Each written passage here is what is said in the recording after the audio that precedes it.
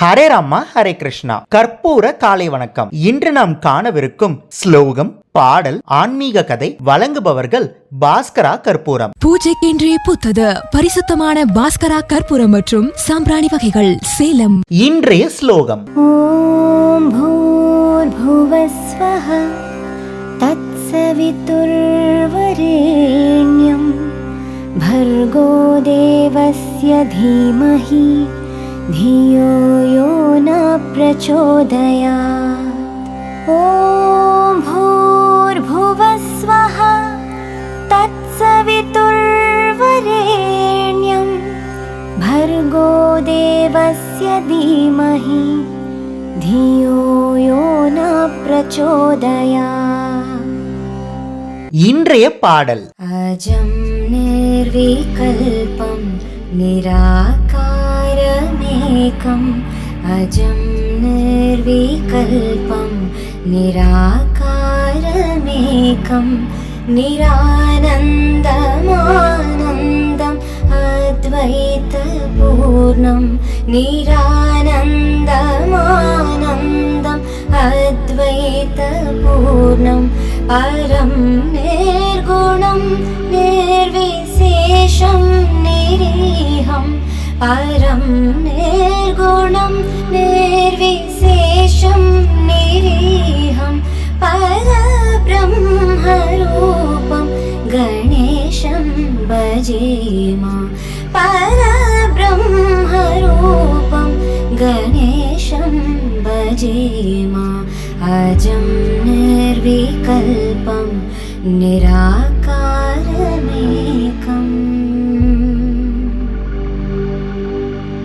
இன்றைய ஆன்மீக கதை. ஹரே ராமா ஹரே கிருஷ்ணா.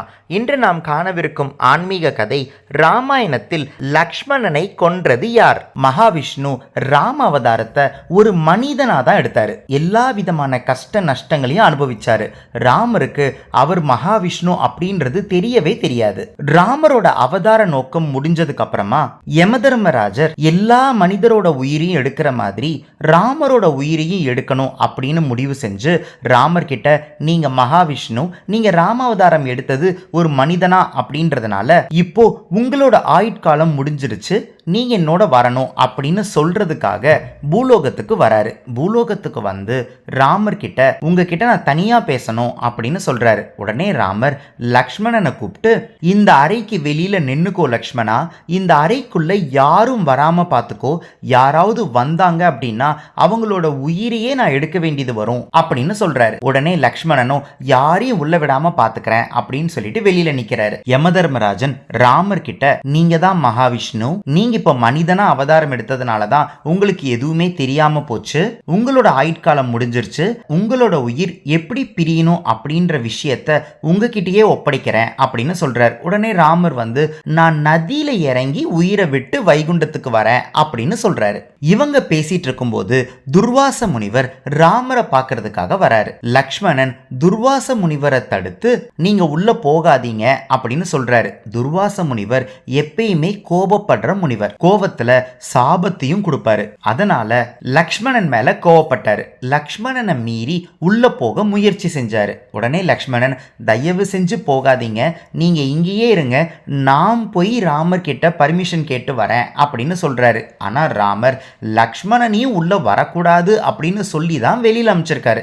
ஆனா லக்ஷ்மணனுக்கு துர்வாச முனிவரால ராமருக்கு ஏதாவது சாபம் வந்துடுமோ அப்படின்ற பயத்துல துர்வாச முனிவரை நிறுத்திட்டு லக்ஷ்மணன் உள்ள போறாரு. உள்ள வந்த உடனே ராமர், லக்ஷ்மணா, நீ என்னோட வாக்க மீறிட்ட, உன்னோட உயிரை எடுக்கிறது தவிர எனக்கு வேற எந்த வழியும் இல்லை அப்படின்னு சொல்றாரு. அப்பதான் யமதர்மராஜர் ராமர் கிட்ட, நீங்க சொல்றது சரிதான், நீங்க அவரோட உயிரை எடுக்கணும், ஆனா லக்ஷ்மணனை கொன்னதுக்கான பாவம் உங்களுக்கு வந்து சேரும், அது இல்லாமலே அவரோட உயிரை எடுக்கிறதுக்கு ஒரு வழி இருக்கு அப்படின்னு சொல்றாரு.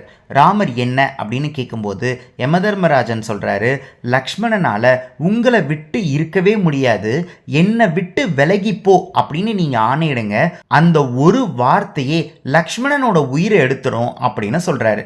ராமர் தனக்கு பாவமும் சேரக்கூடாது, அதே மாதிரி வாக்க மீறி உள்ள வந்ததுனால லக்ஷ்மணனுக்கு தண்டனையும் தந்தாகணும் அப்படின்றதுக்காக ராமர் லக்ஷ்மணன் கிட்ட என்னை விட்டு விலகிப்போ அப்படின்னு ஆணையிடுறாரு. அந்த க்ஷணமே லக்ஷ்மணனோட உயிர் பிரிஞ்சிருது. இதுக்கு இன்னொரு காரணமும் இருக்கு. லக்ஷ்மணனோட உயிர் இப்போ பிரிஞ்சாதான் லக்ஷ்மணன் ஆதிசேஷன் அப்படின்றதுனால லக்ஷ்மணன் வைகுண்டத்துக்கு போய் மகாவிஷ்ணுவை வரவேற்கிறதுக்கு காத்திருப்பாரு. அதுக்காக தான் இந்த நிகழ்வே நடந்தது. இப்போ உங்க எல்லாருக்கும் ராமாயணத்துல லக்ஷ்மணனை கொன்னது யாரு அப்படின்னு நல்லா புரிஞ்சிருக்கும். இன்று நாம் பார்த்த ஆன்மீக கதை ராமாயணத்தில் லக்ஷ்மணனை கொன்றது யார். இந்த கதை உங்களுக்கு பிடிச்சிருந்ததுன்னா இந்த வீடியோவோட கமெண்ட் பாக்ஸ்ல கற்பூர காலை வணக்கம் அப்படின்னு பதிவிடுங்க. நாளை இன்னொரு ஆன்மீக கதையில உங்களை சந்திக்கிறேன்.